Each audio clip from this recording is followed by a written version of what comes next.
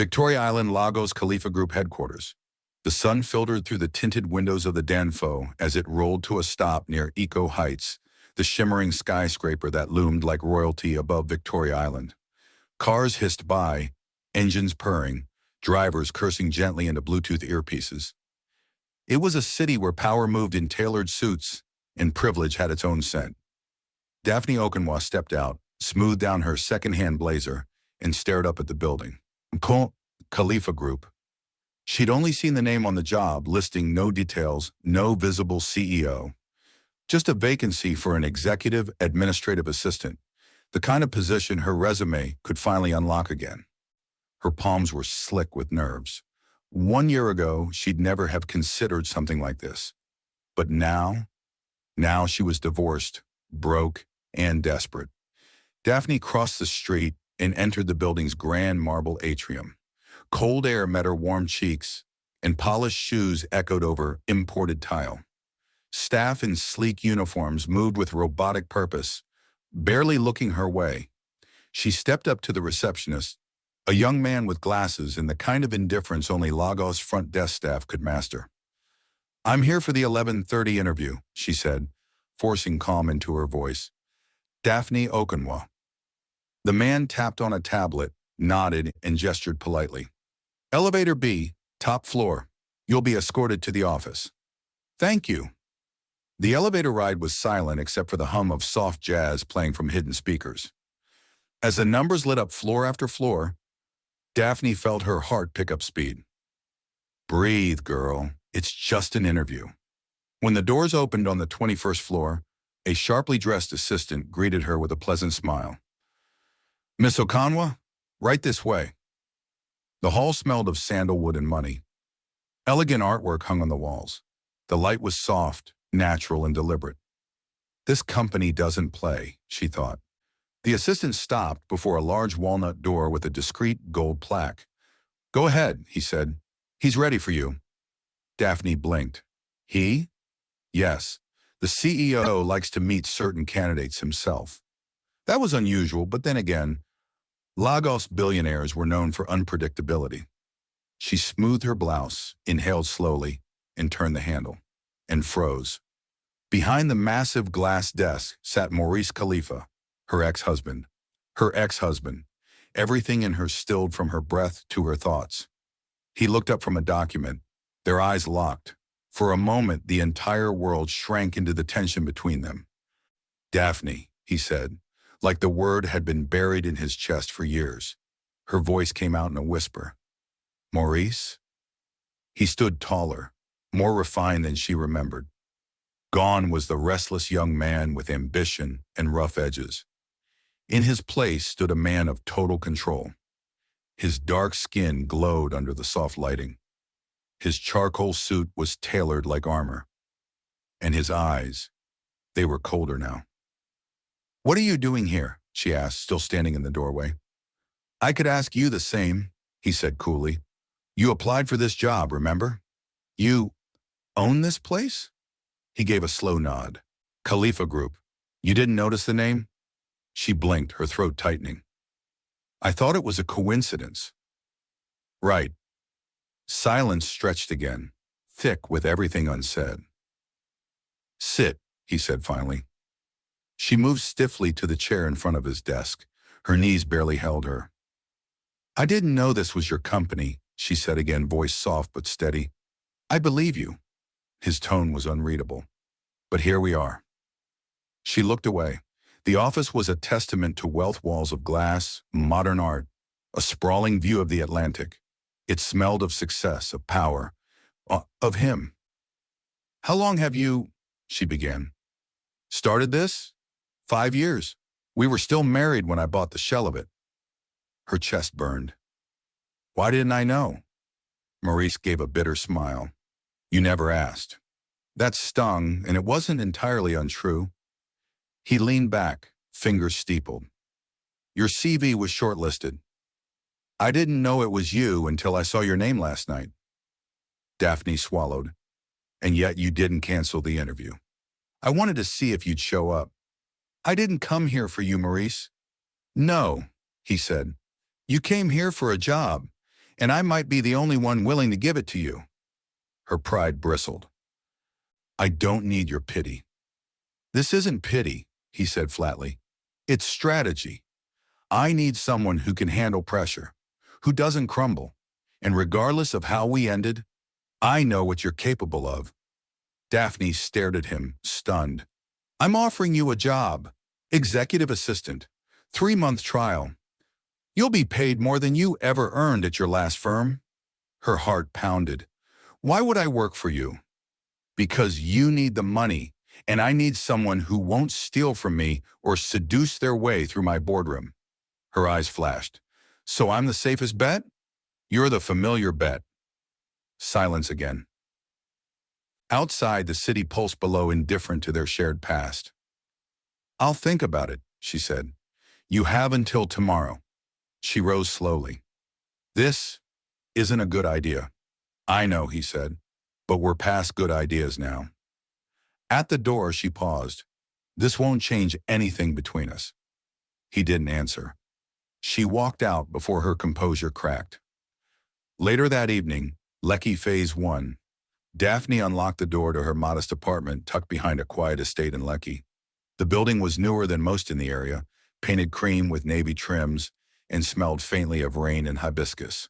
Inside, the living room was small, but neat toys neatly arranged in a corner, throw pillows fluffed, and the aroma of egusi soup drifting from the kitchen.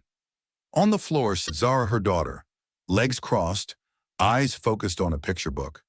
The moment the 4-year-old looked up, her entire face lit up. Mummy! Daphne barely had time to set down her handbag before Zara barreled into her arms. She scooped her up, holding her tightly, inhaling the familiar scent of Johnson's baby lotion and talcum powder. In that moment, the world stopped spinning. How was school today? Daphne whispered, her voice catching. I colored a princess. Zara beamed. Auntie said I was the best in class. You are the best, Daphne smiled, kissing her forehead. From the kitchen, Auntie Reezy, her mother's younger sister, peeked out with a tired but warm smile. You're back. I kept the soup warm. Thanks, Auntie, Daphne said, carrying Zara to the couch.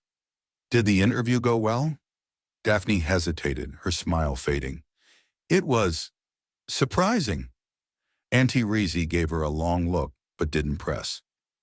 Daphne turned back to her daughter, brushing a curl off her face. Guess what, baby? Mummy might have a new job. Zara's eyes sparkled. Will you buy me crayons? Crayons, books, and that pink backpack you like. Zara squealed and hugged her tightly. But Daphne's smile didn't reach her eyes, because she hadn't told Auntie Reezy the truth. That the new job offer had come from the last man she ever wanted to see again. The man whose eyes still haunted her dreams. The man whose blood ran through Zara's veins. Maurice Khalifa. Setting. Khalifa Group Headquarters, Victoria Island. Daphne's apartment in Lekki. The morning sun spilled across Lekki's streets, casting golden light over the lagoon-side buildings. Birds danced across the skies, and distant honks rose from impatient cars trying to escape the estate gates before rush hour hit full swing. Inside her modest apartment, Daphne Okonwa stood before the mirror, her nerves barely contained. She had slept badly. Not just because of the job offer, but because of the man behind it, Maurice Khalifa. She hadn't spoken his name aloud in years, hadn't dared to Google him or stalk his page like her friends urged her to. The way they'd ended had broken something permanent inside her. She had walked away without looking back, at least until now. Daphne adjusted her pale blue blouse and slipped on a pair of modest pearl studs. Simple, clean, professional. There wasn't space for emotion today, only clarity.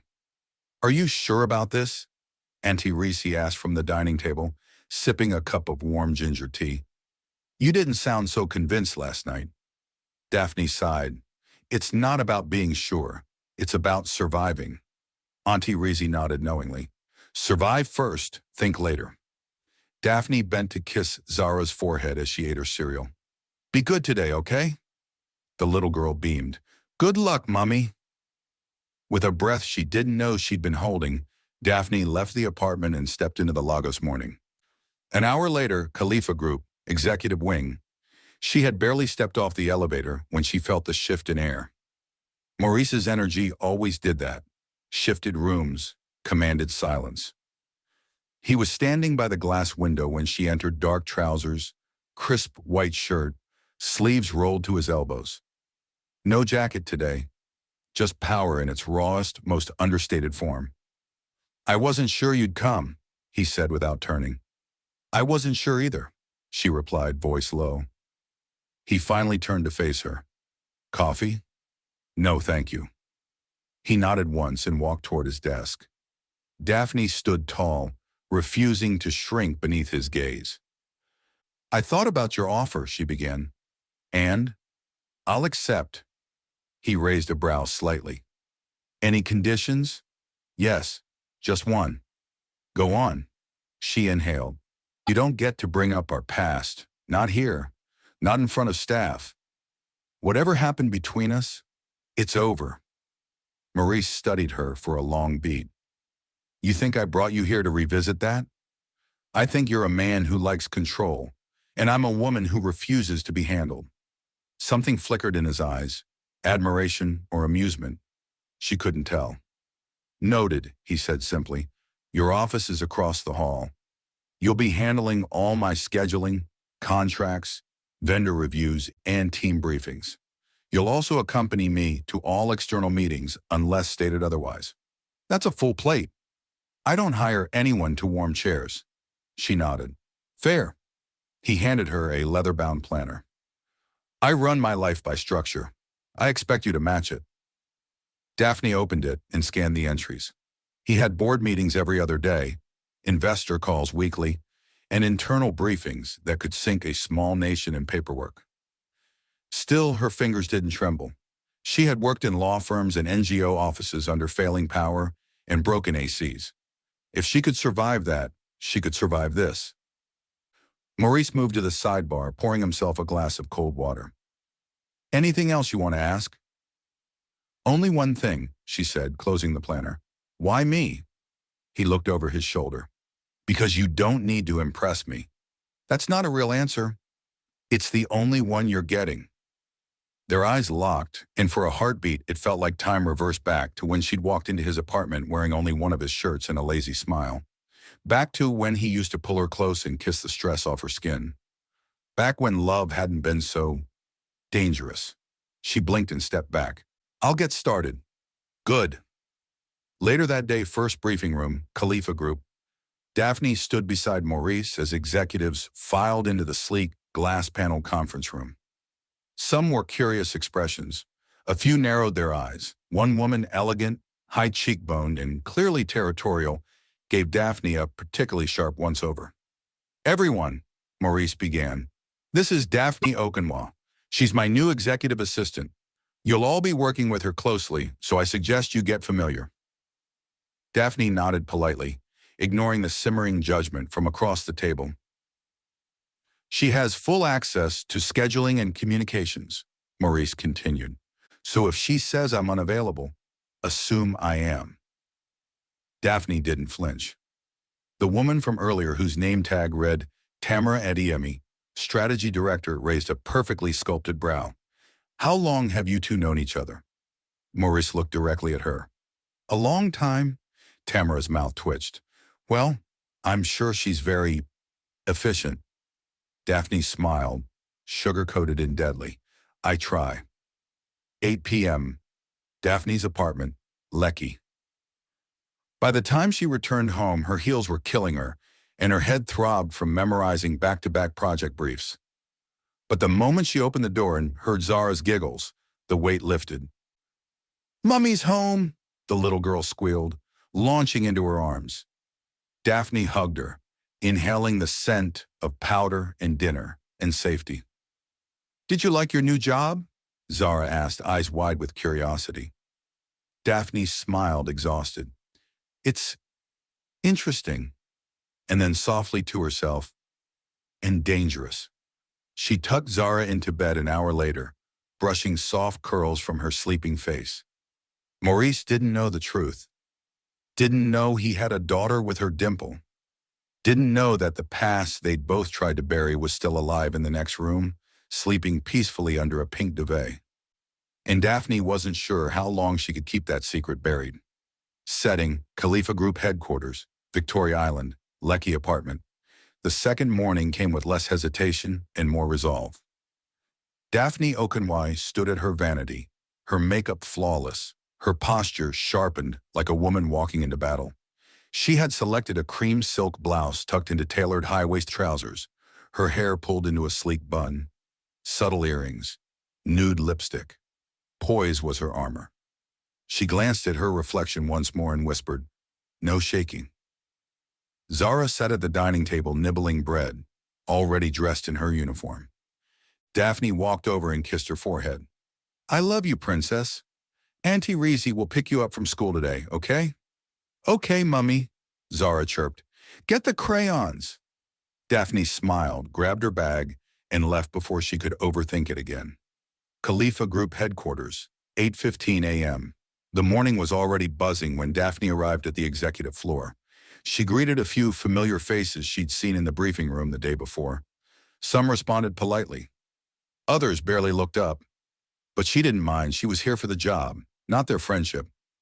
Her new office sat directly across from Maurice's, minimalist and elegant, with floor-to-ceiling windows, a sleek black desk, and a fresh stack of files awaiting her. She dove into her tasks immediately, syncing calendars, responding to investor emails, screening media inquiries. Every movement was deliberate, every breath controlled. Still, she could feel him. Maurice's presence lingered like fine cologne, subtle but consuming. At 10 a.m., her intercom buzzed. "Come in." His voice, sharp, familiar, dangerous.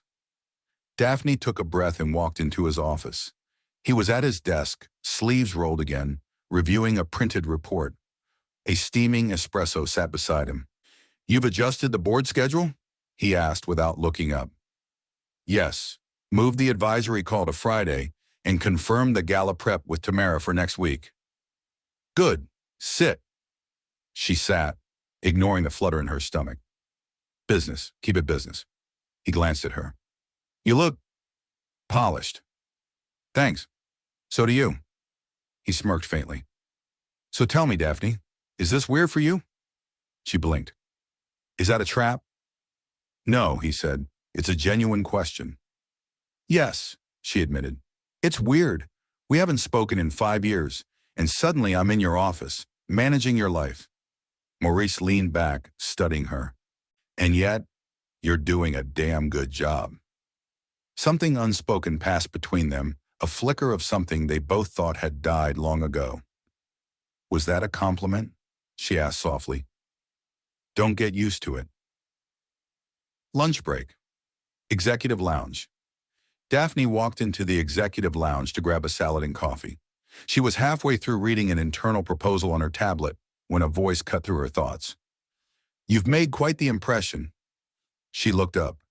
Tamara Adeyemi stood across the marble counter, holding a green smoothie and a sleek smile. "Thanks," Daphne replied, careful. "Not everyone gets that seat, you know. Maurice doesn't usually work with old acquaintances." Daphne raised a brow. "Is that what I am?" Tamara shrugged, sipping her smoothie. "Just be careful. He doesn't mix business and emotion well." Daphne's voice was calm. "Neither do I." 3 p.m., Maurice's office. The rest of the day moved in a blur. Meetings, schedules, conference calls. Daphne was efficient, focused until Maurice called her in for one last briefing before end of day. He stood beside the window, Lagos skyline behind him, twilight just beginning to wash over the horizon. "I need you at the strategy retreat in Abuja next week," he said. She frowned. "You didn't mention that earlier." "It came up today. We'll be meeting with government officials. You'll coordinate the agenda, travel plans, and prep briefings." "I see. It's 3 days." "Okay," she nodded, scribbling it into her planner. He watched her. "Still uncomfortable?" Daphne looked up. "Yes." He moved closer, not menacing, but intense. "You shouldn't be." Her breath caught. "Why?" Because the woman standing in front of me isn't the girl I married. She's colder now, stronger. And you're still dangerous, she said quietly. His lips quirked. Only if you let me be. The silence between them pulsed. Daphne turned to leave. At the door, he added, "You're doing well." She froze, looked back. "Thank you." That night, Lecky apartment, Daphne kicked off her heels and collapsed on the couch. Zara sat on the rug playing with her dolls. "You look tired, Mummy," she said sweetly. Daphne smiled. "I am tired." Zara tilted her head. "Did you see the man from yesterday?" Daphne paused. "Yes." "Is he nice?" Daphne hesitated. "He used to be." She watched her daughter play, heart twisting. Maurice still didn't know. He had no idea that every time he looked at her, he was staring into the eyes of the little girl with the same stubborn chin and fierce will. She walked into Zara's room a while later and stood by the doorway, watching her sleep. This job, this second chance, was dangerous. Because with every passing day, Maurice was slipping past her defenses. And secrets? Secrets had a way of exploding when you least expected. Setting, Khalifa Group, Victoria Island, Intercontinental Lagos Hotel Bar. 3 days into the job, Daphne Okonwa had learned one thing about Maurice Khalifa's world. Structure was survival. Every meeting had a backup plan. Every call was monitored. Every contract dissected. His life operated like a fine Swiss watch, and Daphne was expected to wind it, clean it, and never let it tick out of rhythm. So far, she hadn't failed. But it was getting harder to keep her heart from slipping into the mix, especially with the way he watched her when he thought she wasn't looking. Like the past was still sitting between them, patient and unfinished. Khalifa Group. Thursday morning. "You rescheduled the CSR board for next week?" Maurice asked without looking up from his espresso. Daphne stood across from him, tablet in hand. "Yes, and I moved your investor prep call to tomorrow. That leaves your Friday evening clear for the Gala walkthrough." He tapped his pen on the desk. Smart. Efficiency is part of the package. He looked up then, eyes narrowed. "So is snark?" "Comes free." A beat passed. He smiled. The air between them softened until the knock on his door reminded them both they were no longer husband and wife. Daphne straightened her shoulders as Tamara entered, poised in an emerald silk blouse and a smirk that barely tried to hide. "Just confirming we're flying commercial to Abuja," Tamara said. "The private jet is still being serviced." Maurice nodded. "Fine. Send me the manifest." Tamara's eyes briefly flicked to Daphne, then back to Maurice. "Of course." When the door closed again, Daphne turned to him. "You could have told me about the travel updates." "I wanted to see if Tamara would," he said simply.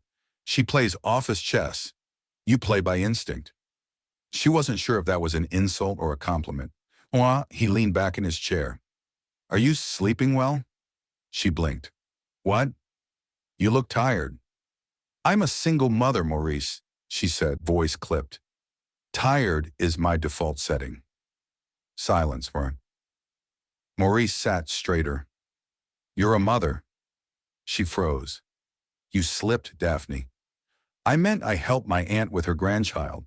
She recovered quickly. "Same difference." Maurice didn't respond, but something unreadable passed through his eyes. Intercontinental Lagos, Thursday evening. The Gala prep meeting ended late. The Khalifa Group PR team had reserved the private lounge for final walkthroughs, and Maurice insisted Daphne attend. By 9 p.m., the others had left, but Daphne stayed behind to pack the portfolios. Maurice sipped a drink at the bar, jacket off, shirt sleeves rolled, tie loosened.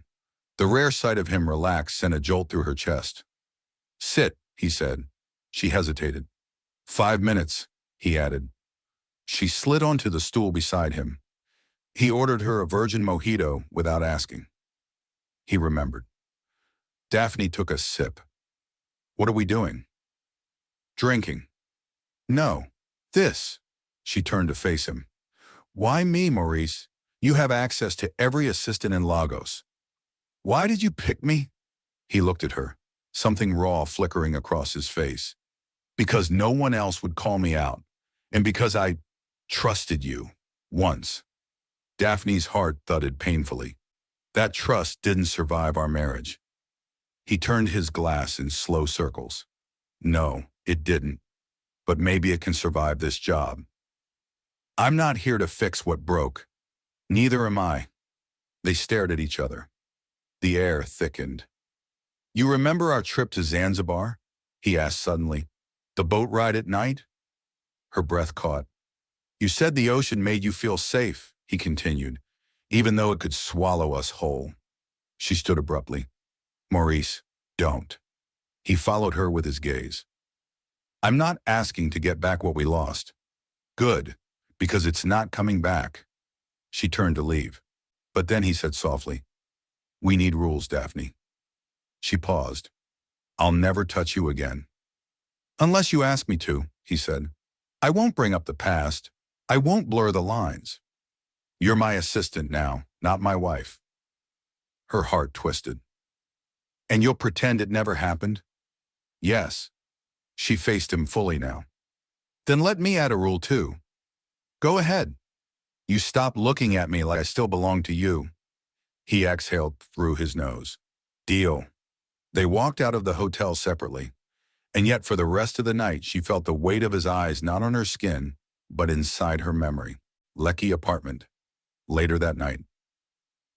Zara was already asleep when Daphne got home. She stood over her crib for a long while, brushing a stray curl from her cheek. She had promised herself never to let Maurice back in. Not into her life. Not into her heart. And definitely not into the secret sleeping just feet away. But some doors, once opened, refused to close quietly. No, and with every new boundary they drew, they both seemed to keep crossing it. Setting, Khalifa Group, Maurice's estate in Ikoyi, in Daphne's apartment in Lekki. By the end of the week, Daphne Okonwa had learned that working with Maurice Khalifa required one thing above all else: endurance. Not just physical, but emotional. Because being around him every day meant navigating a minefield, looks that lingered too long, silences loaded with memory, and moments where their breathing synced too naturally, too intimately, for what was supposed to be a clean professional arrangement. And beneath it all, Daphne carried a secret growing heavier by the hour.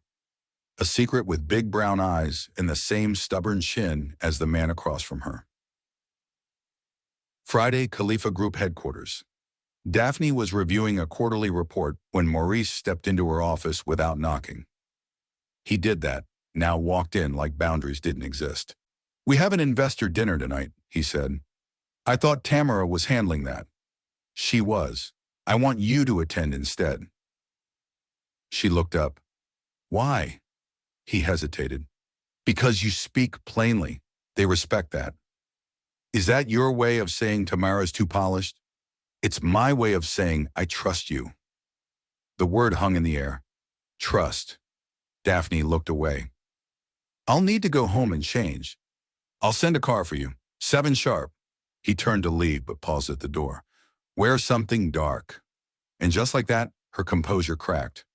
Because he remembered her taste, her colors, the way navy brought out the fire in her skin. Later that evening, Daphne's apartment, Lekki. Zara danced around the living room as Daphne tried to zip her dress. A soft navy sheath, elegant but simple, hugging her figure without shouting for attention. You look like a princess, Zara gasped. Daphne smiled through the mirror. You're the real princess. Auntie appeared with a raised brow. Where's the event? Investor dinner. High profile. Reese squinted at her. This job of yours is starting to look like more than a job. Daphne said nothing. You sure you're not slipping, Daph? Reese's voice lowered. Not just emotionally, but morally? Daphne turned to her aunt, eyes suddenly wet. I haven't told him, Rizzy. I know. I keep thinking, what if he takes her from me? Reese crossed the room and gripped her hands. He won't. You're her mother, but he deserves to know. Daphne looked down.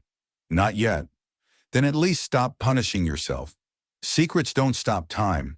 They just rot it from the inside. Daphne hugged her tightly. Wish me strength. Always. 8:15. PM the Peninsula Room, Ikoyi. The investor dinner was held at the Peninsula, one of the most exclusive private lounges in Ikoyi. Glass walls overlooked the lagoon, and every surface gleamed with wealth. Maurice stood by the entrance, all black suit and cool command, greeting Lagos's most powerful with quiet ease. When he saw Daphne step out of the car, something shifted in his eyes. "You clean up well," he said as she joined him. "I do everything well," she replied smoothly. They walked in together. The men around the table, oil tycoons, real estate giants, even a senator, all looked at her with interest. But Daphne played her part with grace. She poured drinks, offered sharp insights when needed, laughed at the right jokes. She wasn't Maurice's ex-wife tonight. She was his equal. During dessert, one of the investors leaned closer to Maurice and said quietly, "Your assistant's impressive, more useful than that PR woman." Maurice's gaze flicked to Daphne. "She's not just useful," he said. "She's essential." Later, outside the lounge. The event had ended. The stars glimmered over the water. Maurice stood beside his car holding her coat. "You were incredible tonight," he said, voice softer than usual. "Don't sound so surprised." He smiled. "I'm not." She stepped closer, heart pounding. "Is this the part where you break another rule?" He didn't move. "I told you, I won't touch you unless you ask." A beat passed. Daphne took her coat and slipped it on. "I didn't ask. Not yet." He opened the door for her, and she stepped in, feeling like her world was cracking in half. Later that night, Daphne's apartment. Zara was asleep when Daphne returned, but the guilt in her chest made it hard to breathe. She stood in the dim light of the hallway, staring at the family photo she'd carefully hidden behind the bookshelf, a blurry snapshot from a birthday 2 years ago. Daphne, Auntie Reezy, and a 2-year-old Zara on her lap. No Maurice. No trace of him in their home. She picked up the frame, brushing her thumb across the glass. How long could she keep this up? Working beside him, lying to him. How long before the truth clawed its way out? The next morning, Khalifa Group. Daphne arrived early. The office was quiet, still in that soft silence before the storm. As she arranged her desk, she heard raised voices from Maurice's private lounge. "Tamara Adiemi." "I'm just saying," Tamara hissed. "She's too close. The team's talking." Maurice's voice cut through hers like steel. "Then let them talk." "You're defending her?" "I'm choosing her." Daphne froze. A minute later, the door opened and Tamara brushed past her, expression tight. Maurice stepped out next. His eyes met Daphne's. He didn't say a word, but she saw it all. He was defending her now, publicly, privately. His boundaries were slipping. And hers? They were almost gone. Setting, luxury hotel in Abuja, Khalifa. Tech Expo. The private jet sliced through the clouds like a silver arrow, leaving Lagos far behind. Daphne Okonwa sat stiffly in her leather seat, legs crossed, a presentation folder in her lap. She wasn't looking at the cloudless skies or sipping champagne like Tamara had warned her new self might enjoy. She was looking at Maurice Khalifa seated 2 rows across, dressed in dark jeans and a navy shirt, sunglasses perched low on his nose as he reviewed a project proposal. He looked calm, focused, untouched. Meanwhile, every second in his presence ignited something in her chest: tension, memory, and fear. This was a mistake, she thought, but it was too late now. 2 p.m., the Pearl Horizon Hotel, Abuja. The hotel lobby was carved from marble and luxury. Gold fixtures glinted in the chandeliers. Daphne followed the concierge down a long hallway to the presidential suite. "Your room key, madam," he said with a bow. Daphne blinked. "Suite?" "Yes, shared executive suite. It's standard protocol for Mr. Khalifa's PA during travel. Separate bedrooms, same wing." Of course. Maurice. Always efficient, always inconvenient. When she entered the suite, she stopped. It was stunning. 2 wings divided by a central living space, plush couches, a private kitchen, a terrace with a breathtaking view of the hills. She turned just as Maurice walked in from the hallway. I would have requested 2 separate rooms if you were uncomfortable, he said, noticing her expression. I'm not uncomfortable, she said too quickly. He watched her. You don't have to pretend with me. She met his gaze. I'm not pretending. I just want to do my job and go home. Then do it. She nodded and turned toward her room, shutting the door a little harder than necessary. 6:30 p.m., the Khalifa Tech Expo. The event space buzzed with Abuja's elite young innovators, government officials, global investors. Maurice took the stage with practiced ease, commanding the crowd with every word about digital futures, African leadership, and innovation. Daphne stood in the wings, watching him. He was born for this, she thought. Charisma, intelligence, swagger. But what the world didn't see, and what she had known intimately once, was the man beneath the performance. The man who used to hum while brushing his teeth, who burned toast but made perfect jollof, who kissed her like he was building a home in her mouth. Her hands trembled slightly as she clapped, and when Maurice's eyes found hers from across the stage, her stomach flipped. 9 p.m., the hotel suite. Daphne slipped off her heels, dropped her folder on the couch, and headed to the kitchenette. Maurice walked in behind her, tossing his jacket across a chair. You were brilliant tonight, she scoffed. I stood in a corner and handed out schedules. Still, brilliant. She grabbed a bottle of water from the fridge. Don't start. I'm complimenting you. You're flirting. Maybe. She turned to face him. We had rules. Maurice stepped closer, his voice lower. You told me not to touch you unless you asked. I haven't asked. He was so close now she could feel the heat off his chest. But you want to, he said quietly. She closed her eyes, then pushed past him. I'm going to bed. He didn't stop her. But neither of them slept. 3:12 a.m., the living room. Daphne couldn't stay in bed. The air was too thick with questions and things unsaid. She wandered into the living room in her robe, trying to calm her mind. Maurice was already there, barefoot, shirtless, sipping whiskey. He turned when he heard her. You too? She nodded. Couldn't sleep. Too many ghosts? Too many lies, she whispered. A beat passed. She walked over and took a seat beside him on the couch. He handed her the glass. She sipped, winced at the fire, and handed it back. They sat in silence, two souls bound by history in broken timelines. Why did we fall apart, Maurice? She asked finally. He exhaled. Because we stopped listening. I wanted control, you wanted space, and neither of us wanted to lose. I didn't want to lose you. He looked at her, then really looked. And slowly, without permission, he leaned in. Their lips met in a kiss that wasn't hungry or fast, it was aching. Slow, remembering, rebuilding. When it broke, he rested his forehead against hers. You said not to touch you, he whispered. I changed my mind, she breathed. And for the next few hours, words were no longer their language. The next morning, sunlight spilled into the room. Daphne woke alone in her bed, sheets tangled around her legs. Her body ached with memory. Her heart screamed with fear. What have I done? She dressed quickly, washed her face, and sat on the bed staring at her phone. One message blinked on the screen, a photo from Auntie. Zara, drawing a crayon heart. Caption, We miss you, Mummy. Tears filled her eyes. Maurice knocked once before entering. You okay? I need to go home. We leave this afternoon. I need to go home. He studied her face. You regret last night? She hesitated. I regret how easy it was.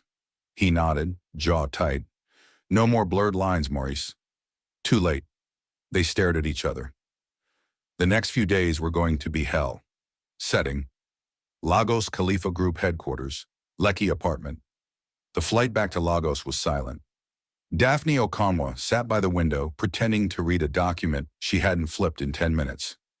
Maurice sat beside her, eyes closed, one hand resting lightly on the armrests, the same hand that had touched her like worship just hours ago. She kept her distance, not because she wanted to, but because she had to. What happened in Abuja should never have happened. But it had, and now it throbbed between them like a fresh bruise. She thought about Zara, about the secret that threatened to rise like smoke through cracks she couldn't seal anymore. And she wondered how long she had left. Monday morning, Khalifa Group headquarters. Daphne arrived earlier than usual, hoping to gain a few moments of control before the day swallowed her whole. But the moment she stepped onto the executive floor, she knew something had shifted. Tamara was already there, pacing in heels, coffee in hand, talking low on the phone. Junior execs whispered more than usual. Eyes lingered on her a second too long. The office buzzed with silent tension. They know something's off, she realized. Inside her office, she threw herself into work email scheduling, event logistics, charity gala seating plans. But every few minutes, her mind drifted to the kiss, to the way Maurice had whispered her name like prayer, to the ache of wanting more and the fear of losing everything if she did. 11:30 a.m., Maurice's office. He called her in for a quick update on the investor portfolio. She came in composed, cold. "We should revise the donor tiers," she said, handing him the updated slides. "And move the U.S. call to Wednesday. You'll be back from Enugu by then." He took the file but didn't open it. "Are we going to talk about this?"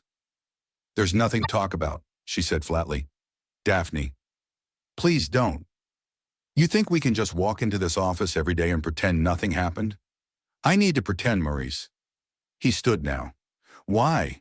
Because you regret it? Or because you're hiding something?"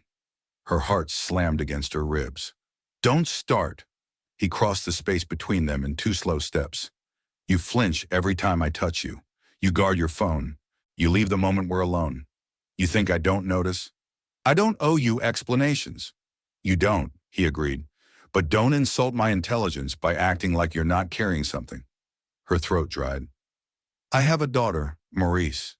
The word slipped out. And in the silence that followed, she realized she had just opened a door. He blinked. "What?" "I have a daughter," she said again, voice softer this time. His jaw clenched. "How old?" Daphne stepped back, shaking her head. "This isn't how I wanted to say it." "How old?" His voice was low, firm. "Ice." She stared at the floor. "4." The silence was deafening. Maurice's hands curled at his sides. "So the timeline. I didn't know until after I left. I didn't tell anyone. Not even you." He stepped back like she'd slapped him. "You had my child and didn't tell me? I was scared. You were angry, distant. You said you were done with me. You filed the papers. I filed those papers because I thought you didn't love me anymore," he cut in. "Not because I stopped loving you." Daphne's breath hitched. Maurice turned away, pressing both hands against the glass wall, shoulders heaving slightly. "I have a daughter?" he said again, quieter now. "Yes." "Her name?" "Zara." The name rolled through the room like thunder. "I want to see her." Daphne stepped forward. "Not yet." He turned, eyes sharp. "You don't get to decide that." "I do," she said firmly, "until I'm sure you're not going to walk into her life and ruin it the way you walked out of mine." He stared at her for a long time. And then he nodded once. "Take the day off," he said. "Go home." "Maurice, I can't look at you right now." She left before the tears fell. Later that night, Daphne's apartment, Lekki. Zara ran into her arms the moment Daphne entered the door. Daphne held her close, inhaling her scent, feeling her daughter's tiny arms wrap around her neck. Safe. Whole. Auntie Risi watched from the kitchen doorway. "You told him?" Daphne nodded slowly. "How did he take it?" "Like a man whose world just shifted." Risi sighed. "He has a right to know." "I know, but knowing doesn't mean I trust him." Risi came forward and placed a hand on her shoulder. "Then let him prove it." Daphne didn't sleep that night. Not because of regret, but because of what came next. Because now that Maurice knew, he would come for his daughter. And maybe her too. Setting, Daphne's apartment in Lekki Maurice's estate in Ikoyi. The knock came just after 8 a.m. Daphne Okonwa was in the kitchen stirring cocoa for Zara, the radio humming softly in the background. She wasn't expecting anyone. Not deliveries. Not friends. Certainly not Maurice Khalifa. When she opened the door, she froze. He stood there in a crisp white linen shirt, no tie, sleeves rolled, face unreadable. His eyes held no heat, no rage, only something deeper, something unshakable. "May I come in?" he asked. Zara peeked from behind the hallway curtain, eyes bright with curiosity. "Is that Mummy's friend?" she whispered. Daphne's breath caught. Maurice heard it too. His gaze slowly moved from Daphne to the little girl half hiding behind the wall. And something inside him cracked. He stepped inside without waiting for permission. Zara stepped closer, tilting her head. "Who are you?" Daphne couldn't speak. Maurice crouched to her level, his voice soft. "My name is Maurice." Zara looked up at her mother. "Is he your friend?" Daphne knelt beside her daughter, eyes glistening. "He's someone very special." Zara smiled. "He has the same eyes as me." Maurice's throat worked. "Do you like cartoons?" Zara nodded enthusiastically. "I do too," he whispered. And then without ceremony or resistance, Zara walked to him just like that and hugged him. His arms folded around her slowly, reverently, like she was made of gold. And for a moment, time stood still.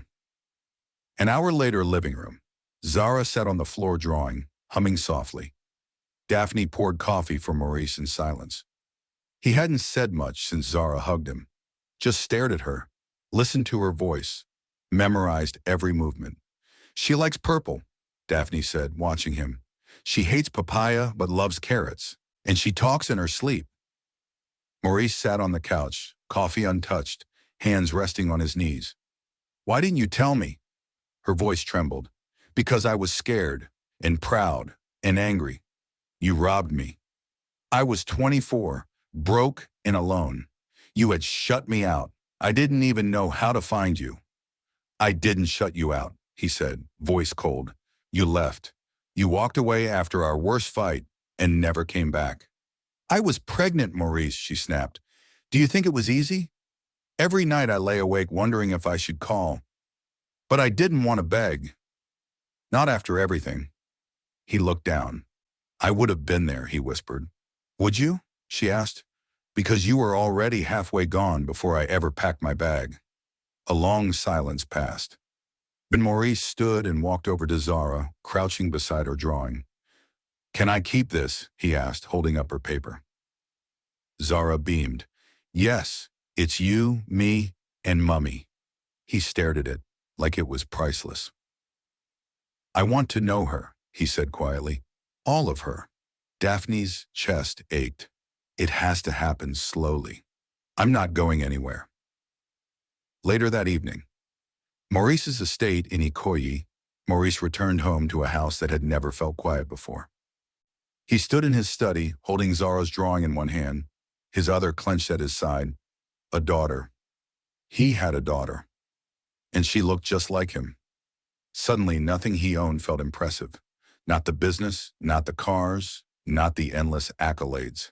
Because somewhere in Lekki was a child who had been living without him, laughing, growing, breathing, without even knowing he existed. He sat down at his desk and opened a locked drawer. Inside was an old photo of Daphne from their honeymoon, a silly grin on her face, hair blown wild by the ocean wind. He placed Zara's drawing beside it. And for the first time in years, Maurice Khalifa cried. Not because he had lost, but because he had missed something that was never supposed to be gone. Back in Lekki. That night, Daphne tucked Zara in, brushing a curl behind her ear. "Mummy," the little girl whispered, "is Maurice my daddy?" Daphne swallowed.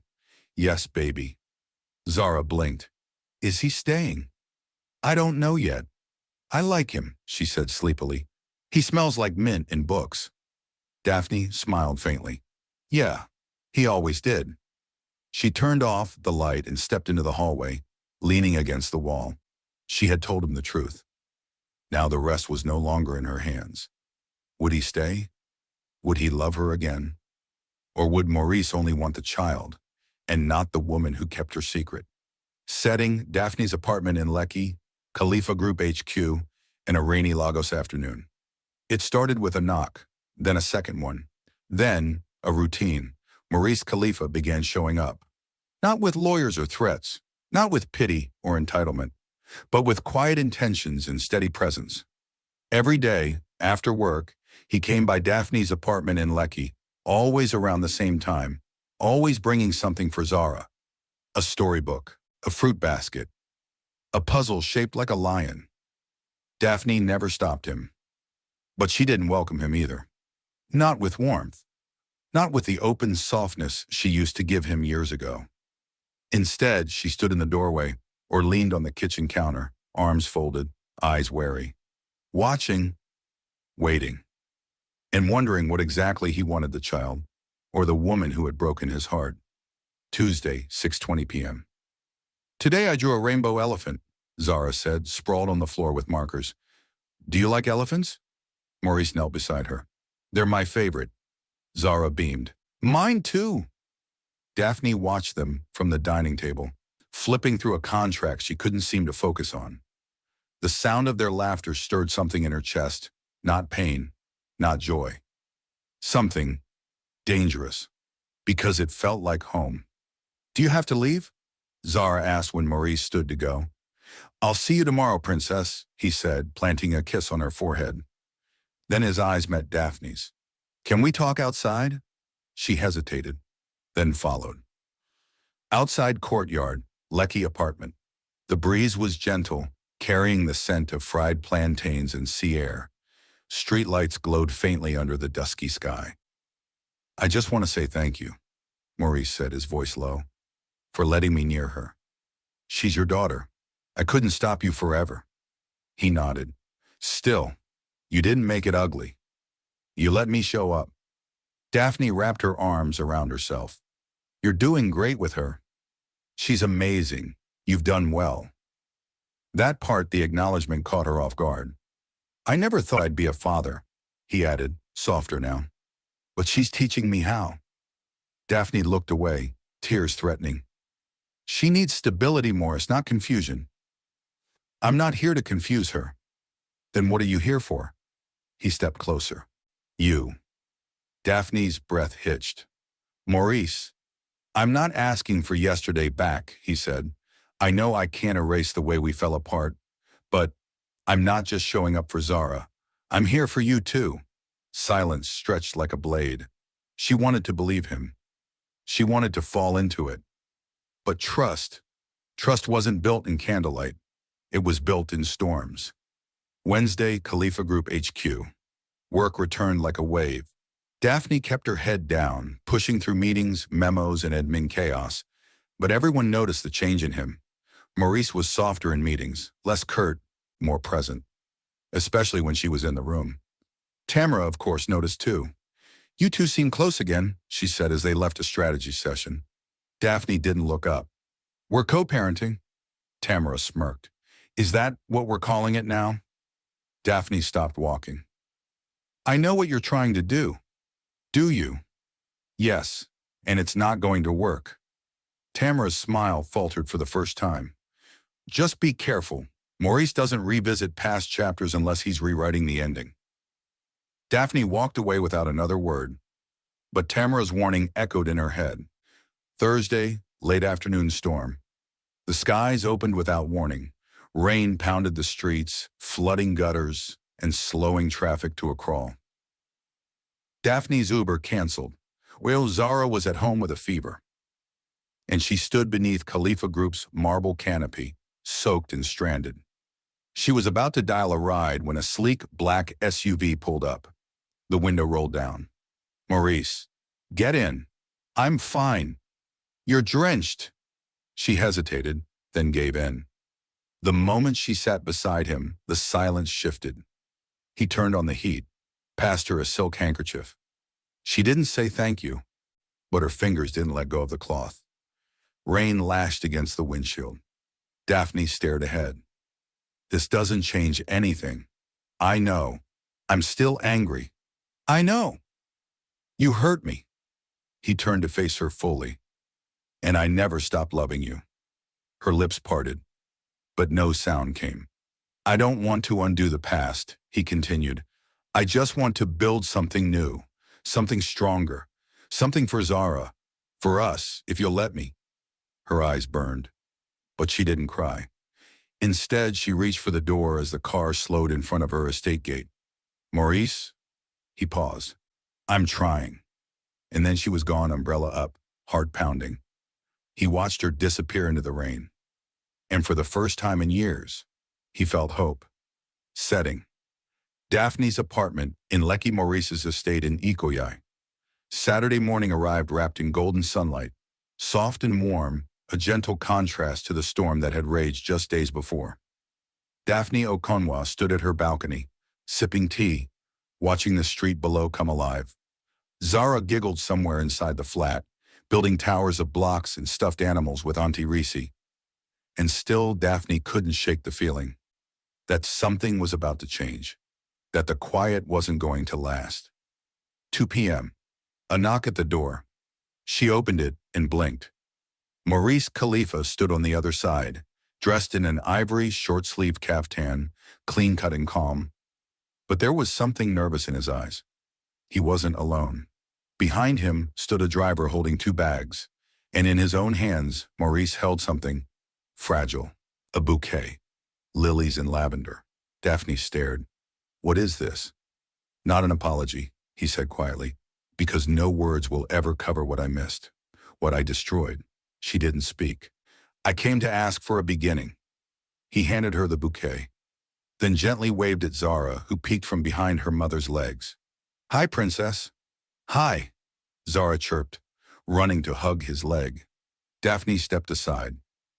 Come in. Maurice sat across from her, holding a paper hand-drawn by Zara. A family, 3 stick figures, 2 big, 1 small. Daphne watched him trace the outlines.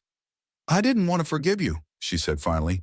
Not for the hurt, not for the silence, not for what I went through alone. Maurice looked up. Then why are you letting me sit here? Because I realized I've been alone for too long.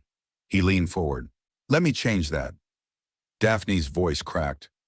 I need more than flowers and visits. You'll have more, he said. I've signed over part of Zara's trust. I've updated my will.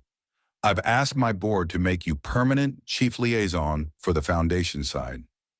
You're not just my assistant anymore. She stared at him. You're the mother of my child, he continued. The woman I never stopped seeing in every win, every flight, every damn empty room. Tears welled up in her eyes. You don't have to decide today, he said. But I had to try, even if you slam this door in my face. She exhaled shakily. I'm not slamming anything. Then what are you doing? Daphne looked at Zara, who was curled on the carpet drawing suns with purple crayons. She turned back to Maurice. I'm letting you stay. He didn't move, until she crossed the room, and slowly sat beside him. She placed her hand in his, and just like that, the past folded itself quietly behind them. 1 month later, the Danjuma estate, Ikoyi. It wasn't a wedding. Not yet, but it felt like a promise. A soft garden dinner, candlelit tables, friends gathered close. Daphne in a flowing off-shoulder dress, her hair swept back in soft curls. Maurice in a traditional ash-colored agbada, Zara twirling between them in a pink gown. Laughter floated like music.